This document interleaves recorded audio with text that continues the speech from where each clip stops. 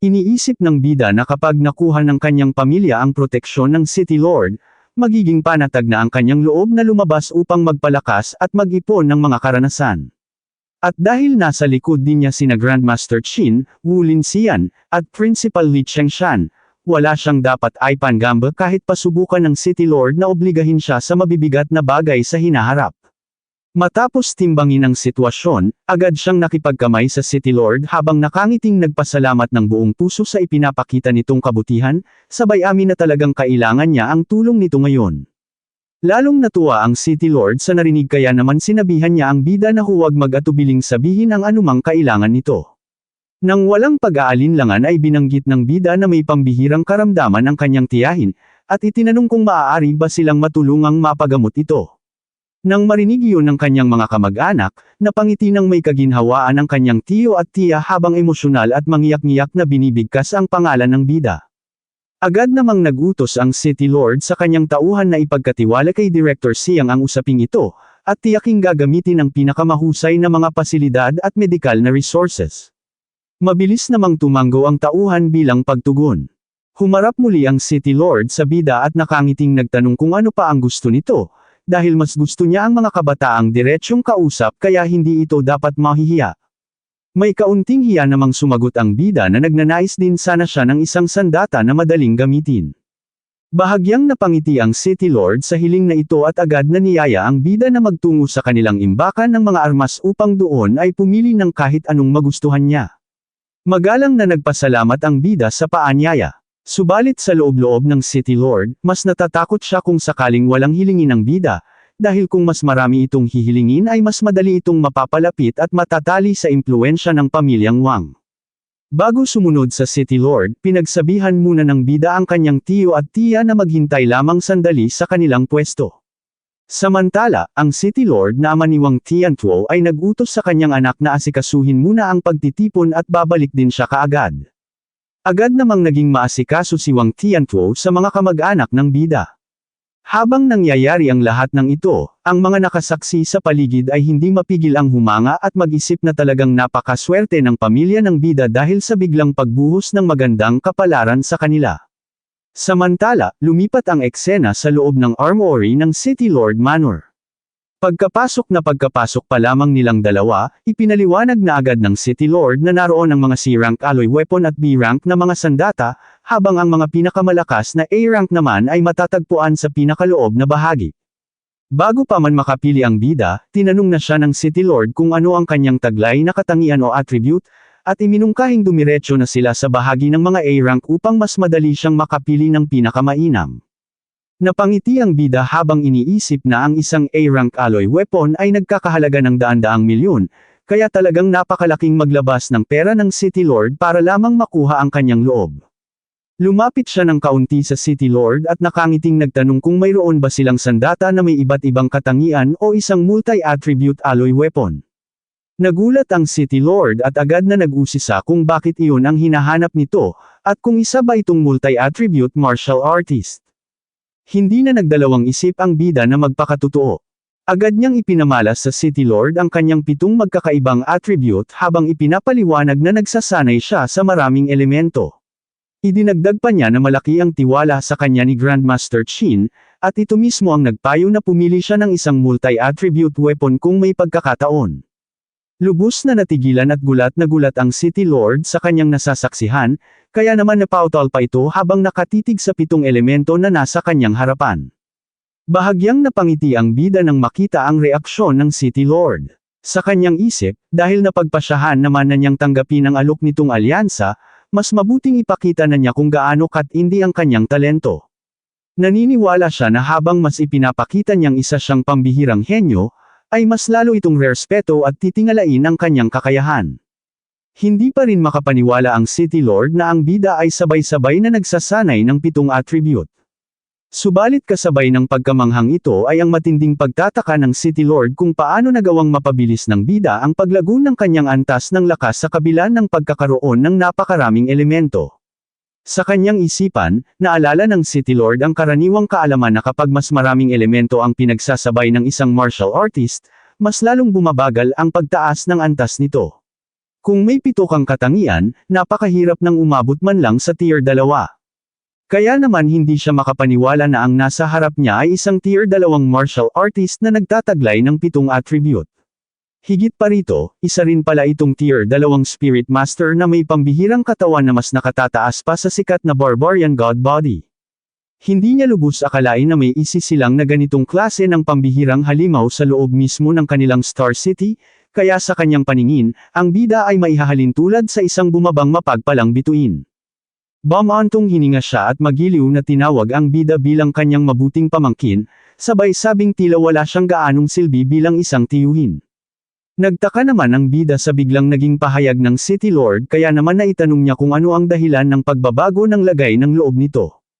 Habang patuloy silang naglalakad at naghahanap sa mga estant ng sandata, ipinaliwanag ng City Lord na napakabihira talaga ng mga multi-attribute alloy weapon, at ang mga naroon sa kanyang imbakan ay kadalasang may 2 katangian lamang. Kung ang may 3 katangian naman ang pag-uusapan, nag-iisa lamang ang mayroon siya roon. Ipinakita niya sa bida ang isang B-rank dark gold black iron spearhead, at pagkatapos ay itinanong kung nais ba nitong ipabaklas niya ang isang A-rank alloy spear shaft upang pansamantala nitong magamit kasama ng spearhead. Mabilis namang nagpasalamat ang bida sa kabutihan ng City Lord at sinabing maaari pa naman niyang gamitin ang shaft ng kanyang kasalukuyang Thunderfire Spear. Ngunit sa sarili niyang isip, alam ng bida na sapat na muna sa kanya ang spearhead na may 3 katangian para sa kasalukuyan niyang pangangailangan. Nagpatuloy sa pagsasalita ang City Lord at binanggit na may mga kakaibang pangyayaring nagaganap malapit sa Star City, kung saan may mga balitang may mga mababangas na hayop na nagtataglay ng 2 o higit pang katangian ang gumagala sa paligid, kaya naman nagtalaga na siya ng mga tauhan upang subaybayan ang sitwasyon. Nabigla ang bida sa narinig kaya agad siyang nag-usisa kung anong uri ng mga anomalya ang mga ito. Ipinaliwanag ng City Lord na habang ang bida ay nasa training camp, nagkaroon ng mga misteryosong kaganapan sa iba't ibang panig ng mundo. Hindi lamang daw ang mga mababangas na hayop ang nagkaroon ng maraming katangian sa mga lugar na iyon, kundi may mga natural na kayamanan din na may ganitong pambihirang katangian ang biglang lumitaw. May nakasaksi pa nga raw na matapos makahawak ang isang Thunder Ferocious Beast sa isang kakaibang bagay ay bigla na lamang itong nakapagbuga ng napakainit na apoy. Idinagdag pa ng City Lord na sa labas mismo ng kanilang lungsod, partikular sa Stargazing Lake, ay may mga ulat na rin ng pagpapakita ng mga ganitong uri ng nilalang. Walang ideya ang bida kung saan matatagpuan ang sinasabing Stargazing Lake. Kaya naman nagbabala ang City Lord na napakadelikado ng lugar na iyon, at pinayuhan ang bida na huwag munang isugal ang kanyang buhay dahil kapag nakapasok na ito sa Marshall University sa hinaharap, madali na itong makakahanap ng mga angkop na multi-attribute weapon doon. Tapat namang nagpasalamat ang bida sa naging paalala sa kanya ng City Lord. Pagkalipas ng ilang oras, isang marangyang sasakyan ang dahan-daang pumarada sa tapat ng tirahan ng bida, na agad namang nakakuha ng atensyon ng mga kapitbahay. Mabilis nilang napagtanto na ito ay isang opisyal na sasakyan ng Star City. Nagtaka ang mga naroon kung bakit napadpad ang ganoong sasakyan sa kanilang lugar. Isang residente naman ang napangiti ng nakaloloko at sinabing masyadong inosente ang iba, dahil ang plaka ng sasakyang iyon ay nakareserba lamang para sa eksklusibong sasakyan ng mismong City Lord. Nang malaman ito, napamura ang ilan sa matinding gulat at napatanong kung ano ang pakay ng pinuno ng lungsod sa kanilang munting komunidad. Samantala, hindi naman mapigil ang mangarap ng ina ni Lin Nayen, at naisip na kung makasasakay man lang siya sa ganoong sasakyan kasama ang kanyang anak ay mamamatay na siyang may kapayapaan. Kasunod nito ay ang matinding inis dahil sa kanyang palagay, kung ibinigay lamang sana ng bida ang slot nito sa training camp kay Lin Nayen, tiyak na maganda ang magiging kinabukasan ng kanyang anak ngayon. Sa kanyang galit ay minura niya sa kanyang isipan ang pamilya Suo, at nagdesisyon na taasan ang singil sa upa ng mga ito upang tuluyan na silang mapalayas sa tirahan. Subalit naputol ang kanyang masasamang balakin nang biglang bumukas ang pinto ng marangyang sasakyan. Labis na naging maugong ang bulong-bulungan ng mga nakasaksi nang makita nilang ang pamilya pala ng bida ang bumaba mula sa mamahaling sasakyan. Doon pa lamang pumasok sa kanilang isipan na hindi lang basta nagpunta sa training camp ang bida, kundi nakauwi pa ito gamit ang sariling pribadong sasakyan ng City Lord. Sa paningin ng madla, tila ba umulan ng swerte at biglang umangat ang katayuan ng pamilya Su. Walang mapagsidlan naman ang inggit at galit ng ina ni Lin Nayen habang pilit na inuunawa kung paano nagkaroon ng ganoong klaseng himala. Mabilis namang lumapit ang tiyo ng bida sa kanilang may-ari ng bahay at binati ito bilang si Ate Hong, sabay sabing tamang-tama ang pagkakataon dahil mayroon siyang mahalagang balita para rito.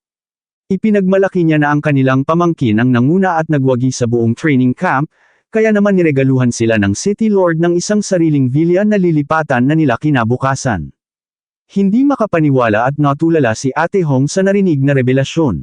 Diretsahang idinagdag ng tiyo na dahil sa magandang balitang ito ay tuluyan na silang aalis sa pinauupahang apartment, kaya naman itinanong niya kung maaari pa ba nilang makuha ang natitirang labi sa kanilang paunang bayad. Subalit biglang sumingit ang tiya ng bida na may bitbit ng ngiti sa mga labi, at biniro ang kanyang asawa hinggil sa binabanggit nitong upa. Pinaalalahanan niya ito na hindi na nila kailangan ng ganoong halaga dahil may sapat na silang yaman ngayon, kaya mas mabuti pang iwan at iregalo na lamang ang natitirang upa kay Ate Hong bilang pasasalamat. Naiwang tulala at hindi na nakasagot pa si Ate Hong sa narinig. Samantala, naglakad na ang pamilya patungo sa kanilang lumang tahanan habang nagtatalo kung nararapat pa ba nilang dalhin ang mga lumang muebles tulad ng mga mesa at upuan patungo sa bago nilang marangyang villa. Sinuway ng tiya ang kanyang asawa at sinabing huwag maging masyadong kuripot dahil isa ng tinitingalang figure ang kanilang pamangkin ngayon, kaya naman hindi ito dapat mapahiya sa paningin ng iba. Natawa na lamang ang bida sa naging pag-uusap ng dalawa at sinabing wala siyang pakialam kung mapahiya man siya, basta ang mahalaga ay maging masaya at komportable silang dalawa. Lumipas ang mga oras at nang sumapit ang kalaliman ng gabi, muling umakyat ang bida sa bubong ng kanilang bahay. Habang pinagmamasdan ang paligid, naisip niya na ito na marahil ang huling gabi na mag-e-ensayo siya sa pwestong iyon, kaya naman hindi niya mapigil ang makaramdam ng kaunting panghihinayang na lisanin ang lugar. Binuksan niya ang kanyang status window at nakita na matapos palakasin ang kanyang kapangyarihang espiritual, kasama pa ang mga puntos na nakuha niya sa pakikipaglaban sa training camp, ay umabot na sa mahigit 1,900 ang kanyang martial value. Dahil dito, nagpasya siyang gamitin ang mga puntos upang itaas ang kanyang vitality hanggang sa lumampas ito sa 700, na siyang naghatid sa kanya sa pagiging isang tier 2 middle stage martial artist. Kasabay ng pag-angat ng kanyang antas ay ang pansamantalang paglaki ng kanyang mga kalamnan habang umaapaw ang malakas na enerhiya sa kanyang buong katawan. Matapos mag-stabilize ang kanyang lakas, binalak naman niyang magsaliksik ukol sa mga kakaibang kaganapan sa mundo na nabanggit ng City Lord, pati na rin ang mga detalye tungkol sa Stargazing Lake. Habang bumabalik sa dating sukat ang kanyang pangangatawan, dinampot niya ang kanyang cellphone upang maghanap ng impormasyon. Subalit nabigla siya nang biglang magkaroon ng mga lamat ang salamin ng kanyang telepono sa sandaling hawakan niya ito. Napagtanto niya na hindi pa lubos na nakokontrol ng kanyang katawan ang bagong lakas na dulot ng tier 2 middle stage, ngunit laking pasasalamat niya na hindi naman tuluyang nawasak ang cellphone. Sa kanyang pagbabasa ng mga balita, nalaman niya na may isang pambihirang S-rank spirit herb na sumibol sa ibang bansa, na naging sanhi ng madugong labanan sa pagitan ng napakaraming martial artists na nagnanais na maangkin ito. Maging ang mga kilalang grandmaster ay nakiisa na rin sa kaguluhan upang makuha ang halaman. Bukod dito, may ulat din tungkol sa isang fire ferocious beast na matapos makakuha ng isang misteryosong bagay ay biglang nagkaroon ng kakayahang gumamit ng thunder at earth attribute. Gayunpaman, ang lahat ng mga martial artist na nakakita sa kakaibang pirasong iyon ay misteryosong binawian ng buhay kamakailan ng walang malinaw na dahilan. Ang impormasyong ito ang naghatid sa kanya sa malalim na pag-iisip. Samantala, may natuklasan ding isang tier 2 multi-attribute ferocious beast sa mismong Stargazing Lake, at ang balitang ito ay nakatawag na ng pansin sa maraming malalakas na tier 3 at tier 4 na martial artists. Alam ng bida na sa kasalukuyan niyang lakas ay hindi pa niya kayang tapatan sa labanan ng isang tier 4 na martial artist. Subalit kumpiyansa siya na kung pagtakas lamang ang pag-uusapan, walang sinuman ang madaling makakahuli sa kanya. Kaya naman, binalak niya na sa sandaling matapos ang kanilang paglipat ng bahay kinabukasan, agad siyang pupunta sa Stargazing Lake upang personal na alamin ang katotohanan sa mga pangyayari roon. Ito na po nagtatapos ang ating kabanata, abangan ang mga susunod pa nating upload. Huwag din kakalimutang mag-like, share, subscribe at i-click ang notification bell, para lagi kayong updated sa mga susunod pa nating mga video.